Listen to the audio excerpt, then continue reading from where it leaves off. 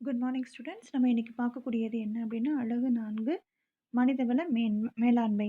அதேமாரி அத்தியாயம் 9ல பார்த்தீங்க அப்படின்னா, மனிதவள மேம்பாட்டினுடைய அடிப்படைகள பத்தி பார்க்க போறோம். மனிதவள மேம்பாடு அப்படின்றது கண்டிப்பா என்ன இருக்கணும் அப்படின்னா, எந்த ஒரு அமைப்பிற்குமே என்ன வேணும் அப்படின்னு சொன்னா, மனிதவள மேம்பாடு அப்படின்றது மிகவும் முக்கியமான ஒண்ணு. ஒரு நிறுவனம் இருக்குது அப்படின்னா, அந்த நிறுவனத்தினுடைய வளர்ச்சி, வெற்றி, முன்னேற்றம் ஆகியவற்றை என்ன பண்ணிருக்கு அப்படின்னா, அந்த மனிதவள மேலாண்மை இத கொண்டு தான் என்னது சார்ந்து தான் இருக்க செய்யுது. கண்டிப்பா. ஒரு நிறுவனம் அப்படின்றது அ அதனுடைய வளங்களை ஒருங்கிணைக்கிறது, செயல்திறன் மிக்க மற்றும் ஆற்றல் வாய்ந்த ஒரு நிறுவனத்தை ஏற்படுத்தி வழிநடத்தி செல்லணும் அப்படின்னு சொன்னா, அதுக்கு என்ன வேணும் அப்படின்னு சொன்னா, கண்டிப்பா மனித வளம் அப்படின்றது வேணும். அதற்கான வரைவிலக்கணம் என்ன குடுத்துருக்காங்கன்னு பார்க்கலாம். மனிதவள மேலாண்மையினுடைய பொருள் மற்றும் வரைவிலக்கணம். மனிதவள மேலாண்மை அப்படின்னு சொன்னோம்னா, ஒரு நிறுவனத்தினுடைய மனித வளம் மனித வளமாக கருதப்படக்கூடியது யாரு அப்படின்னா, அங்க பணியாளர்கள் தான். ஒரு நிறுவனத்தினுடைய வெற்றிக்கும் காரணமா இருக்கக்கூடியவங்க யாரு அப்படின்னா, பணியாளர்கள் தான். அதனுடைய நீடித்த வாழ்விற்கும் இன்றியமையாத காரணியாக விளங்கக்கூடியவங்க யாரு அப்படின்னா, பணியாளர்கள் தான். பீட்டர் எஃப் ட்ரக்கர் அப்படிங்கிற மனிதவள மேலாண்மைக்கான வரைவிலக்கணம் மனித வளத்திற்கான வரைவிலக்கணம் குடுத்திருக்காங்க. மனிதன் அவனுக்கு கிடைக்கக்கூடிய எல்லா வளங்களையும் கொண்டு வளர்ச்சி மற்றும் மேம்பாடு அடைய முடியும் அப்படின்னு சொல்லிட்டு பீட்டர் எஃப் ட்ரக்கர் அப்படின்றவர் வரைவிலக்கணம் குடுத்திருக்காங்க. 2வது என்ன அப்படின்னு சொன்னா, அடுத்தது அதுக்கான சிறப்பு இயல்புகள். மனித வளத்தினுடைய சிறப்பு இயல்புகள் குடுத்திருக்காங்க. என்ன அப்படின்றத பார்க்க செய்யலாம். இதுல ஏதாவது 5 கண்டிப்பா படிச்சுக்க செய்யணும். மனிதவள மேம்பாடு, மனித வளத்தினுடைய சிறப்பு இயல்புகள். மனித வளம், அடுத்தது பார்த்தீங்கன்னா, மனிதவள மேம்பாடு, மேலாண்மை. இது எல்லாமே தனித்தனியா இருக்கும். கொஞ்சம் புரிஞ்சுக்கோங்க. மனித வளத்தினுடைய பொருள், மனிதவள மேலாண்மையினுடைய பொருள் அப்படின்றதுக்கெல்லாம் வித்தியாசம் தெரிஞ்சிருக்கணும். மனித வளம் அப்படின்னு சொன்னாலே பணியாளர்கள், அங்க ஒர்க் பண்ணக்கூடிய வொர்க்கர்ஸு. 2வது அந்த கம்பெனிய ஆப்பரேட் பண்றதுக்கு கண்டிப்பா ஒரு உந்துதலா இருக்கக்கூடியவங்க யாரு அப்படின்னா, பணியாளர்கள் தான். அவங்கள பத்தி தான் இந்த டாபிக்ல நம்ம படிக்கிறோம். இதனுடைய சிறப்பு, மனித வளத்தினுடைய சிறப்பு அப்படிங்கிறத பார்க்க போறோம். உற்பத்தி செய்யும் ஒரே காரணியாக மனித வளம் கண்டிப்பா திகழ்கிறது. அதே மாரி அனைத்து வளங்களையும் மனித வளம் என்ன பண்றாங்க அப்படின்னா, இருக்கக்கூடிய எல்லா வளங்களையும் உருவாக்கக்கூடியவங்க யாரு அப்படின்னா, மனித வளம் தான். பணியமர்த்தப்பட்ட பணியாளர்களை கொண்டதே தவிர மனிதவளம் என்பது பணியாளர்கள் கிடையாது. பணி அமர்த்தப்பட்ட பணியாளர்கள் எந்தெந்த பணிக்கு எந்தெந்த நபர் சூட்டபிளா இருக்கிறாங்களோ அந்த பணிக்காக அமர்த்தப்பட்ட நபர்கள் தான் பணியாளர்கள் அப்படின்னு சொல்றாங்க. பணியாளர் கிடையாது. அதே அடுத்தது என்ன அப்படின்னா, மனித வளமானது கண்டுபிடிப்பு மற்றும் படைப்பாற்றல் ஆகியவற்றை வெளிப்படுத்துகிறது. மனித வளம் அப்படிங்கிறது எதெல்லாம் வெளிப்படுத்துது அப்படின்னு சொன்னா, கண்டுபிடிப்பு, படைப்பாற்றல். அதே மாதிரி அ தனி தனியாக சிந்திக்கவும், செயல்படவும், பகுப்பாய்வு செய்யவும் மற்றும் விளக்கவும் எதால முடியும்? மனித வளத்தால முடியும். மனித வளம் உணர்ச்சி பூர்வமானது. அதே மாதிரி நிதியுடன் அல்லது நிதி இல்லாமல் மனித வளத்தை என்ன பண்ணலாம் அப்படின்னா, ஊக்குவிக்கப்படவும் செய்யலாம். மனித வளங்களின் நடத்தைகளை ஊகிக்க முடியாது. என்ன பண்ண முடியாது அப்படின்னா, மனித வளத்தினுடைய நடத்தை முறைகளை என்ன பண்ண முடியாது அப்படின்னா, யூகிக்க முடியாது. மனித வளங்களால் உண்டாகும் மதிப்பு மற்றும் பாராட்டுகள் நீண்ட காலத்திற்கு கிடைக்கிறது. எதால கிடைக்குது அப்படின்னா, மனித வளத்தால மட்டுமே கிடைக்குது. அதே மாரி இது நகரக்கூடிய ஒரு தன்மை. அதே மாரி எப்படி செயல்படும் அப்படின்னா, குழுவாக செயல்படக்கூடியதாகவும் இருக்கும். மனித வளத்தினுடைய முக்கியத்துவம் என்னென்ன மாதிரியான முக்கியத்துவங்கள்லாம் இருக்குது? மனித வளத்தின் மூலம் மட்டுமே மற்ற அனைத்து வளங்களையும் திறம்பட பயன்படுத்த முடியும். எது மூலமா மட்டுமே இருக்கக்கூடிய மற்ற வளங்களை எல்லாம் பயன்படுத்த முடியும் அப்படின்னா, மனித வளத்தால மட்டும்தான் முடியும். அதே மாரி நிறுவனத்தின் நிலையான வளர்ச்சி முக்கிய வளமான மனித வளத்தை சார்ந்துள்ளது. நிறுவனத்தினுடைய நிலையான வளர்ச்சி அப்படின்னு சொன்னா, ஒரு பெர்மனன்ட்டா இருக்கணும் அப்படின்னா, கண்டிப்பா எத சார்ந்ததா இருக்குது அப்படின்னா, மனித வளத்த தான். அதே மாரி உறவுகள் மனித வளத்தை சார்ந்திருக்குது. தொழில்துறையினுடைய உறவுகளும் எதை சார்ந்திருக்குது? மனித வளத்தை. மனித வளங்கள் மூலம் மட்டுமே மனித உறவுகள் சாத்தியமாகிறது. எது மூலம் மட்டுமே மனித உறவுகள் சாத்தியமாகுது அப்படின்னா, மனித வளங்கள் மூலம் மட்டுமே மனித உறவுகளும் சாத்தியமாக செய்யுது.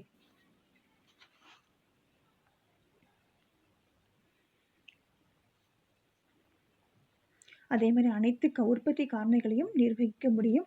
பயிற்சி, அபிவிருத்தி திட்டங்களின் மூலமாக அ இதனுடைய மனித வளத்தினுடைய திறனை மேம்படுத்தவும் முடியும். அனைத்து மட்டங்களிலும் மனித வளத்தை பயன்படுத்த முடியும். மேலாண்மையில் இருக்கக்கூடிய மேல் மட்டத்திலிருந்து கீழ் மட்டம் வரைக்கும் எத பயன்படுத்த முடியும் அப்படின்னா, மனித வளங்கள கண்டிப்பா பயன்படுத்த முடியும். மனித வளங்கள் சட்டப்பூர்வ கட்டமைப்பினால் நன்கு என்ன பண்றாங்க அப்படின்னா, பாதுகாக்கக்கூடியதாகவும் இருக்க செய்யுது. அடுத்தது, மனித வள மேலாண்மை அப்படின்னா என்ன? அப்படின்றத பார்க்க போறோம்.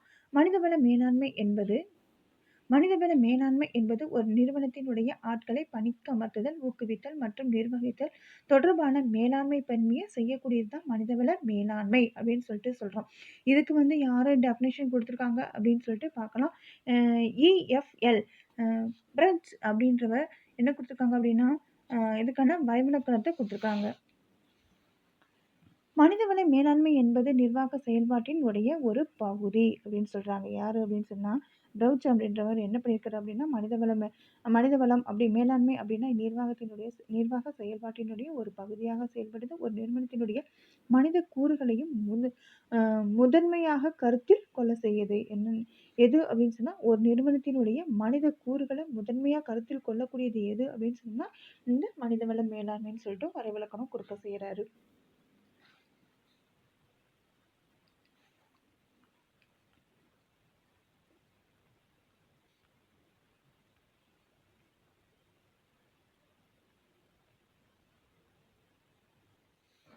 அடுத்தது மனிதவள மேலாண்மையினுடைய சிறப்பு இயல்புகள் என்னென்ன இருக்குது அப்படின்றத பார்க்கலாம். உலக அளவில் பொருந்தக்கூடியது. மனிதவள மேலாண்மை அப்படிங்கிறது உலக அளவில் பொருந்தக்கூடியதாகவும் இருக்க செய்யுது. அதே மாதிரி அணுகுமுறை, தோற்றம், வடிவம் என்ன பண்ணும் அப்படின்னா மாறக்கூடியதாகவும் இருக்கும். இலக்கு சம்பந்தமானது. ஒரு நிறுவனத்தினுடைய மனிதவளம் அப்படிங்கிறது சிறந்த முறையில் பயன்படுத்துவதன் மூலமாக அந்நிறுவனத்தினுடைய குறிக்கோள்களை கண்டிப்பாக அடையிறது சாத்தியமாக செய்யுது. திட்டமிட்ட அணுகுமுறைகள். ஒரு நிறுவனத்தினுடைய மனித வளத்தின் நிகழ்த்தப்படும் பணிகளை நிர்வகிப்பதில் ஒரு முறையான அணுகுமுறையை மனிதவளம் அப்படிங்கிறது மனிதவள மேலாண்மை வலியுறுத்த செய்யுது. ஒரு நிறுவனத்தினுடைய மனித வளத்தால் நிகழ்த்தப்படும் பணிகளை ஒரு மனிதனால் செய்யக்கூடிய செயல்பாடுகள் பணிகளை நிர்வகிப்பதில் ஒரு முறையான அணுகுமுறையை மனிதவள மேலாண்மை அப்படின்றது வலியுறுத்துகிறது. மேலாண்மை பணிகள் மற்றும் செயல்பாட்டு பணிகள் என 2 விதமான பணிகளையும் மேற்கொள்ளவும் செய்யறாங்க. அனைத்திலும் பரவலானது. திறன்மிக்க மேலாண்மை எங்கு இருக்குதோ அங்கெல்லாம் என்ன இருக்கும் அப்படின்னா மனிதவளம் அப்படின்றது இருக்கும் அப்படின்னு சொல்றாங்க. தொடர்ச்சியான செயல்பாடு. மனித வளத்தின் மூலம் ஒரு நிறுவனம் நீண்ட காலம் இயங்கிக் கொண்டே இருந்தால் அந்த நிறுவனத்தினுடைய மனிதவளம் நிர்வகிப்பது தொடர்பான செயல்பாடுகளை தொடர்ந்து நீடித்த நிலையில் இருக்க செய்யும். தொடர்ச்சியான செயல்பாடு. ஒரு மனித வளத்தின் மூலம் ஒரு நிறுவனம் நீண்ட காலமா இயங்கிக்கிட்டே இருக்குது அப்படின்னு சொன்னா அந்த மனித வளம் அப்படிங்க நிர்வகிப்பது தொடர்பான செயல்பாடுகளை எப்படி இருக்கும் அப்படின்னா நீடித்த நிலையில் இருக்க செய்யும்.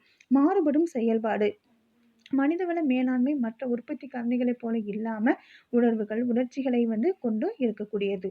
ஒருங்கிணைந்த கருவிகள். மனித வளத்தை நிர்வகிப்பதற்கு முக்கியமாக கருதப்படக்கூடியது என்ன அப்படின்னா கிடைக்கக்கூடிய பணியாளர்களை ஊக்குவிக்கிறது, பங்கேற்க செய்யறது மற்றும் ஒருங்கிணைக்க செய்யறது. இதுதான் என்ன அப்படின்னா ஒருங்கிணைந்த கருவி வர செய்யுது.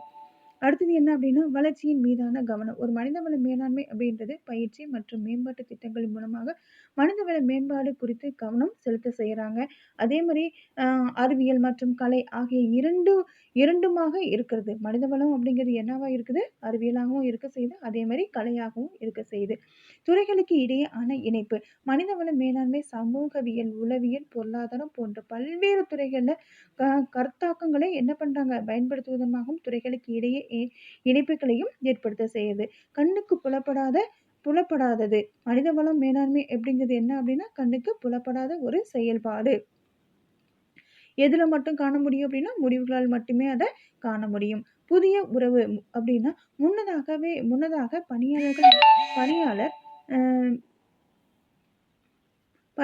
பணியாளர் மேலாண்மை என்று அழைக்கப்பட்டு வந்த நிலையில் பின்பு அதில் ஏற்பட்ட உத்வேக போக்கின் காரணமாக தற்பொழுது மனிதவள மேலாண்மை என்று அழைக்கப்படுகிறது. அதே மாதிரி அடுத்தது என்ன அப்படின்னா மனிதவள மேலாண்மையினுடைய முக்கியத்துவம் என்னென்ன மாதிரியான முக்கியத்துவம்லாம் இருக்கு அப்படின்றத பார்க்க செய்யலாம்.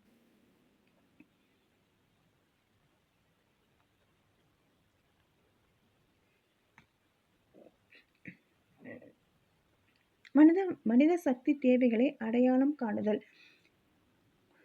ஒரு நிறுவனத்தினுடைய மனிதவள தேவைகளை தீர்மானிப்பது என்பது மிகவும் முக்கியமான ஒரு முதலீட்டு முறை ஆகும். செலவுகளை மேம்படுத்த நிறுவனத்திற்கு தேவைப்படக்கூடிய நபர்களின் எண்ணிக்கையை துல்லியமாக அடையாளம் காணப்பட கண்டிப்பா வேண்டும். அதாவது என்ன அப்படின்னா, செலவுகள மேம்படுத்தணும் அப்படின்னா, நிறுவனத்துக்கு தேவைப்படக்கூடிய நபர்களின் எண்ணிக்கைய துல்லியமாக எத்தன நபர்கள் வேணுமோ, அத்தன நபர்கள கண்டிப்பா நம்ம தெரிஞ்சுக்கணும். அதிகமாகவோ, குறைவாகவோ இருந்துச்சு அப்படின்னு சொன்னா, கண்டிப்பா என்ன பண்ண முடியாது அப்படின்னா, நிறுவனம் அப்படின்றது வெற்றி அடையறது அப்படின்றது முடியாத ஒரு விஷயமா இருக்கும். மாற்றங்களை இணைத்துக் கொள்ளுதல். அப்பப்ப என்னென்ன மாரியான மாற்றங்கள்லாம் வருதோ, அந்த மாற்றத்துக்கு ஏத்த மாதிரி என்ன பண்ணணும் அப்டின்னா, மேலாண்மையில ஒரு மாற்றத்தையும் உருவாக்க செய்யணும். என்பது எந்த அமைப்பிலும் நிலையானது. மற்றும் மாற்றத்தை நிறுவனத்தில் திறம்பட அறிமுகப்படுத்த மனிதவள மேலாண்மை அப்படிங்கிறது ஒரு முகவராகவும் கண்டிப்பா செயல்பட வேண்டும். மனித சக்தியின் சரியான தேவையை உறுதி செய்யறது. மனிதவள மேலாண்மையின் மூலமாக நிறுவனத்தில் எந்த நேரத்திலும் பணியாளர்கள் பற்றாக்குறை இல்லைன்னா உபரி ஏற்படாதவாறு பார்த்து கொள்ளப்பட வேண்டும். என்ன இருக்கணும் அப்படின்னா, எந்த நேரத்திலயும் பற்றாக்குறையோ, இல்ல அப்படின்னா உபரி அப்படின்னா அளவுக்கு அதிகமான முறையில மனித அ பணியாளர்கள் அப்படிங்கிறது இல்லாதவாறு பார்த்துக் கொள்ளக்கூடியத தான் செய்றாங்க. அதே மாரி சரியான வேலைக்கு சரியான நபரை தேர்ந்தெடுத்துகள். எந்த வேலைக்கு எந்த நபர் பொருத்தமானவர்களோ, அது மாரி இருக்கக்கூடிய நபர்கள மட்டும் தான் என்ன பண்ணணும் அப்டின்னா, தேர்வு செய்யணும். திறன் மற்றும் அறிவை மேம்படுத்துதல். பணியாளர்களுடைய திறனையும், அதே மாரி அறிவையும் மேம்பாடு செயல்பாடுகளையும் நிர்வகிப்பதில எது முக்கியமான பங்கு வகிக்குது அப்டின்னா, மனிதவள மேலாண்மை. பணியாளர்களினுடைய செயல்திறனை மதிப்பீடு செய்தல்.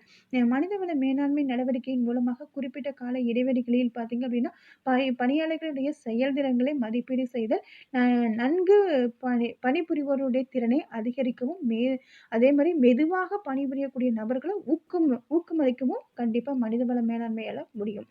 போட்டியின் நன்மை அதே மாரி போட்டியின் நன்மைகளை மேம்படுத்துதல். ஒரு நிறுவனம் தகுதி வாய்ந்த மற்றும் போட்டி சூழல்களை எதிர்கொள்ள கண்டிப்பா யாரால மட்டும் தான் முடியும் அப்டின்னா, பணியாளர்களை கொண்டிருக்கணும். அப்ப அந்த அந்த கம்பெனி அப்படிங்கிறது என்ன மாரியான நபர்கள கொண்டிருக்கணும் அப்டின்னா, போட்டிகள சமாளிக்கக்கூடிய நபர்கள கண்டிப்பா செயல்படுத்த செய்யணும். பணியாளர்களுடைய அர்ப்பணிப்பை தீர்மானிக்கிறது. மனிதவள மேலாண்மை நேர்காணல் இல்லைன்னா வினா தொகுப்பு வாயிலாக பணியாளர்களுக்கு அவர்களினுடைய பணி அப்படிங்கிறது அர்ப்பணிப்பு நிலையை தீர்மானிக்க செய்யுது. மனிதவள மேலாண்மை நேர்காணல் இல்லைன்னா வினா தொகுப்பு வாயிலாக பணியாளர்களுக்கு அவர்களினுடைய பணி அப்படின்றது அர்ப்பணிப்பு நிலையை தீர்மானிக்கவும் செய்யுது. சமூகமயமாக்கல் வலியுறுத்தவும் செய்றாங்க. என்ன அப்படின்னா, மனிதர்கள் சமூக விலங்குகளாக இருக்க செய்றாங்க. அவங்களோட நிறுவனத்தினுடைய அதிகபட்ச பங்களிப்பு செய்வதற்கு ஒத்த வயதுடையோர், அதே மாரி துணை புரியக்கூடிய நபர்கள், அது மட்டும் கிடையாது, மேலாளர்கள் நல்ல உறவுமுறை அப்படிங்கிறத வைத்திருக்கவும் செய்யணும். ஏதாவது 5 மட்டும் படிச்சுக்கோங்க போதும். அடுத்தது என்ன அப்படின்னா, மனிதவள மேலாண்மையினுடைய பணிகள். என்னென்ன மாரியான பணிகள் இருக்குது அப்படின்னா, திட்டமிடுதல். திட்டமிடுதல் அப்படிங்கிறது என்ன அப்படின்னா, எப்படி செய்யணும்? என்ன செய்யணும்? அதே மாரி யார் செய்யணும்? அப்படிங்கிறத முன்கூட்டியே தீர்மானிக்கக்கூடியத நம்ம என்னன்னு சொல்றோம் அப்படின்னா, திட்டமிடுதல்னு சொல்றோம். அமைத்தல் அப்படின்னா, பணியாளர்களுக்கிடையே வேலை பகிர்வினை ஏற்படுத்தக்கூடியத நம்ம என்னன்னு சொல்றோம் அப்படின்னா, அமைப்புன்னு சொல்லிட்டு செய்றோம். ஒருங்கிணைத்தல் அப்படிங்கிறது என்ன அப்படின்னா, தனிப்பட்ட விருப்பிற்கும் நிறுவன விருப்பத்திற்கும் இடையே நல்லிணக்கத்தை ஏற்படுத்தக்கூடியது தான் நம்ம என்னன்னு சொல்றோம் அப்படின்னா, ஒருங்கிணைத்தல் அப்படின்னு சொல்றோம். அதே மாரி பராமரிப்பு. பராமரிப்பு அப்படின்னா பணியாளர்கள் வந்து அ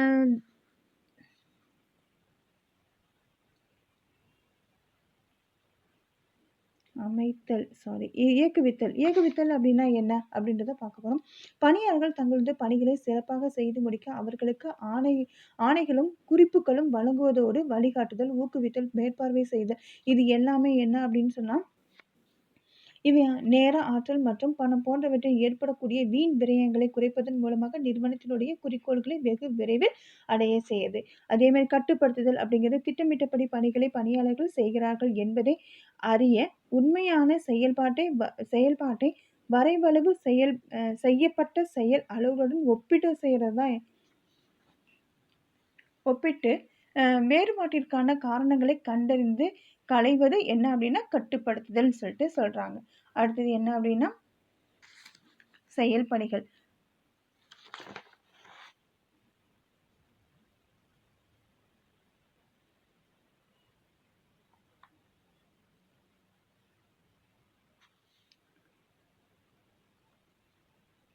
செயல் பணிகள் அப்படின்னா என்னென்ன அப்படின்னா, ஒண்ணு திருட்டுதல்.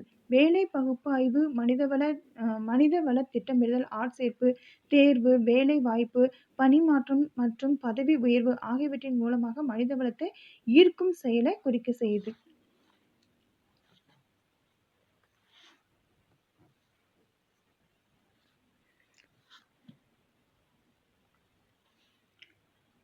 வளர்ச்சி அப்படின்னா செயல்திறன், மதிப்பிடுதல், அடுத்தது பயிற்சி, செயல் அதிகாரியினுடைய வளர்ச்சி, தொழில் திட்டமிடல் மற்றும் திட்டமிடல் மற்றும் வளர்ச்சி, நிறுவன வளர்ச்சி ஆகியவற்றை உள்ளடக்கியது தான் என்னன்னு சொல்றோம் அப்படின்னா அபிவிருத்தின்னு சொல்லிட்டு சொல்றோம். ஊதியம் அப்படின்னு சொன்னா வேலை, வேலையை வந்து மதிப்பீடு செய்து அவங்களுக்கு உரிய ஊதியம் மற்றும் சம்பள நிர்வாகம், ஊக்கத்தொகை, மேலூதியம், விளிம்பு நலன்கள் மற்றும் சமூக பாதுகாப்பு திட்டங்கள் ஆகியவற்றை கொண்டது தான் நம்ம என்னன்னு சொல்றோம் அப்படின்னா ஊதியம் சொல்றோம். வளர்ச்சி அப்படின்னா செயல்திறன், மதிப்பிடுதல், பயிற்சி, அதே மாதிரி செயல் அதிகாரியினுடைய வளர்ச்சி, தொழில் திட்டமிடல் மற்றும் வளர்ச்சி, நிறுவன வளர்ச்சி ஆகியவற்றை உள்ளடங்கியதான் அபிவிருத்தின்னு சொல்லிட்டு சொல்றோம். ஊழியர்களை வந்து தக்க வைக்கிறது, சுகாதாரம் மற்றும் பாதுகாப்பு, நலன், சமூக பாதுகாப்பு, வேலையினுடைய திருப்தி, வேலையினால் ஏற்படக்கூடிய வாழ்க்கை தரத்தின் மூலம் இது என்ன பண்ண முடியும் அப்படின்னு சொன்னா சாத்தியமாக்க முடியும். சாத்தியமாக்கவும் முடியும்.